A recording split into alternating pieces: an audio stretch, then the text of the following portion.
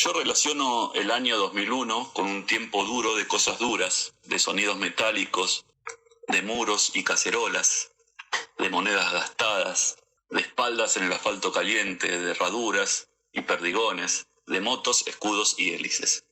Yo entré al auditorio del Colegio de Abogados con todas estas sensaciones a cuestas y me encuentro con cosas blandas. Una serie de almohadas blancas colgaban en medio de una gran sala en penumbras.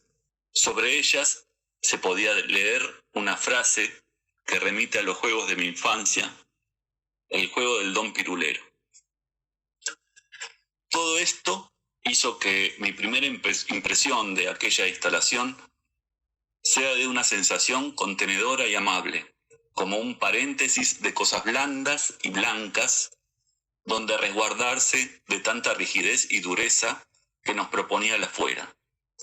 Pero esta sensación inicial, influenciada por mis sentidos en aquel momento, al tiempo fue drásticamente sustituida por mi lado racional, cuando al analizar la letra de la canción y la frase impresa en las almohadas, que era y enunciaba, cada cual atiende su juego, llegué a la conclusión que evidentemente la obra hacía una crítica feroz y elocuente al racionamiento individualista impuesto en nuestra cultura desde muy niños y muy imperante también como valor generalizado en los años 90 hasta el 2003, momento en el cual comenzó a cuestionarse la razón individual en pos de un sueño colectivo.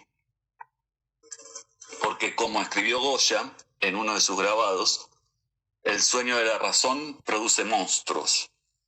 Y es momento, como en el año 2003, nuevamente, luego de tanta oscuridad, de despertar otra vez para volver a soñar con una realidad donde no haya lugar para monstruos amenazantes, egoístas e individualistas. Lo que me acuerdo de esa instalación era obviamente las almohadas colgadas, el contexto social.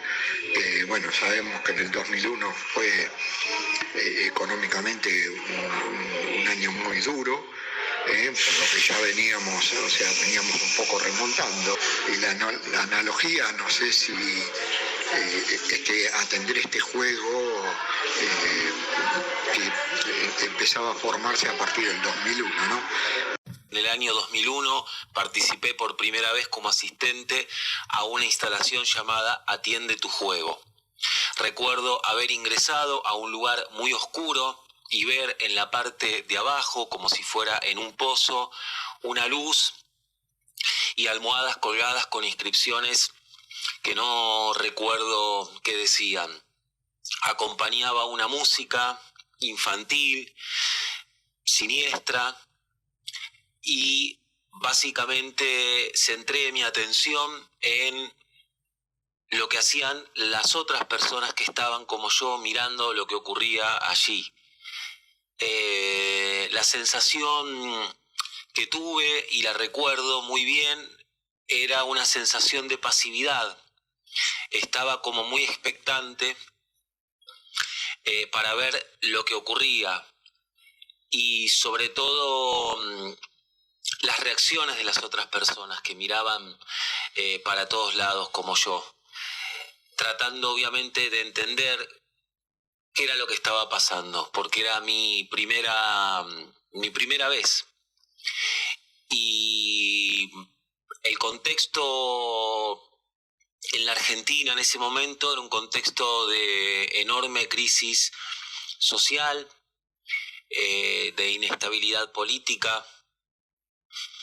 Había mucha movilización, muchos reclamos y había muestras suficientes que la situación se estaba poniendo o se iba a poner cada vez peor. Y respecto de la analogía que puedo hacer entre una cosa y la otra es que, bueno, finalmente nos fuimos a ese pozo. Yo miraba desde ese lugar hacia abajo y veía un pozo. Bueno, eso fue lo que terminó pasando en diciembre de 2001. Nos fuimos al pozo. Estaba pensando en la sensación que tuve de la muestra de ustedes, una cosa muy vívida que me quedó, que fue que como con unas cosas blandas, sutiles, una música, si se puede decir, un sonido, había tal tensión que estaba todo tirante.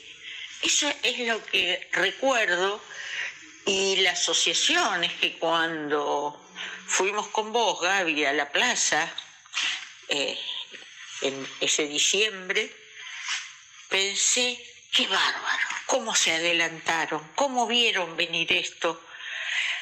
Yo no lo había visto venir, pero de otra manera.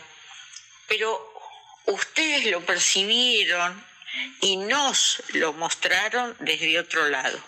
Bueno, era compartir esa sensación que siempre me quedó. Yo creo que tengo algo escrito de ese momento, después lo voy a buscar, de eso que ustedes ya preveían y uno miraba un poco más lejos. Pensé además que era muy curiosa la forma de describir una suerte de egoísmo generalizado que había en la sociedad en ese momento, ¿no? Se compartían pocas cosas y ustedes demostraban que era posible compartirlo en esa blandura, ¿no? En esa morbidez, esa es la palabra. Bueno, los quiero un montón, besos y gracias. Hola, bueno, somos Graciela y Juan Carlos, haciendo memoria de ese día. Recordamos que 2 niñas nos entregaron unas tiritas de lienzo. Después supe que para un artista un pedazo de lienzo significa que es una tela preparada para pintar. Cuando ingresamos, recuerdo que la habitación estaba en penumbra, del techo colgaban unas almohadas y se escuchaban a niños cantando canciones infantiles y por momentos las voces se distorsionaban, y lo que más me llamó la atención fue la luz que giraba en el piso. A nuestro entender, son los sueños que un artista va plasmando desde niño. La oscuridad puede significar las dudas y la luz en medio de la habitación, a nuestro humilde entender, puede significar que en medio de tanta oscuridad siempre hay una salida. Y recuerdo entrar y, bueno, sí, las almohadas colgando con una inscripción. La muestra sí, también me acuerdo que se llamaba Atiende tu juego. El contexto social era complicado, y lo que no recuerdo es ese pozo oscuro. Lo que sí me acuerdo es la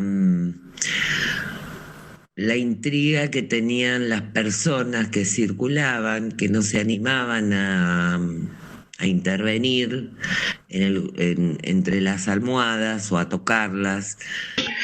De almohadas iluminadas con escritos y un montón de gente que yo los veía como obra en sí misma, al estar las siluetas tan oscuras y sí una música de fondo, y era una época de un desasosiego espantoso, con incertidumbre y malestar.